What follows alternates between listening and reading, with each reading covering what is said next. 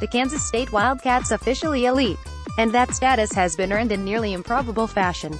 In Round 1, the Wildcats soundly beat a Creighton Bluejays team that should have posed more of a challenge. Next, the Cats took on the ultimate Cinderella in the UMBC Retrievers, and sent them home in a game that was never pretty.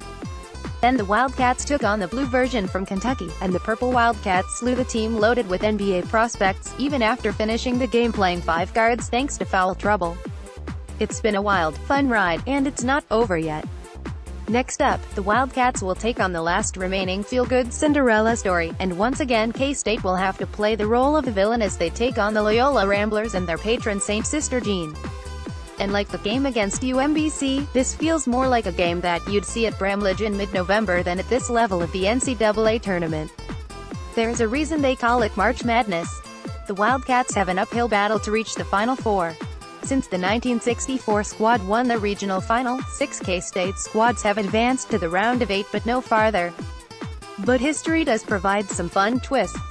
That 1964 team also faced a Missouri Valley team in the Elite Eight, beating Wichita State 94-86 to advance to K-State's last Final Four appearance.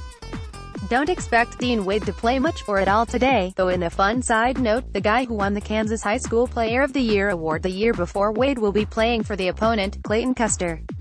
Custer joined his high school teammate Ben Richardson in Chicago after spending his freshman season at Iowa State. Custer and Richardson are both very familiar to one Wildcat, as they were teammates at Blue Valley Northwest with senior guard Mason Schoen, on a team that went 25-0 and won the 6A state title in their senior season. K-State just needs to do what it has been all tournament. Find someone to hit some shots early, play suffocating defense, and then make sure Barry Brown has the ball in his hands at the end of the game. It's a simple strategy, but we are in Weberville, and nothing is simple here. But the enthusiasm in town is at an all-time high, so let's ride the wave. Today's Elite Eight matchup is scheduled for a 5:09 p.m. CDT tip-off, approximate, from the Phillips Arena in Catlanta, GA. The game can be seen on television on TBS, or online, or mobile, via NCAA March Madness Live, with Brian Anderson, play-by-play, Chris Webber, analyst, and Lisa Byington, sideline reporter, on the call. Be sure and check out John Morse's full How to Watch post for more details. The game can be heard over the air on the K-State Sports Network with Wyatt Thompson, play-by-play, and Stan Weber, analyst, on the call. You can also listen online for free at tunein.com or at kstatesports.com.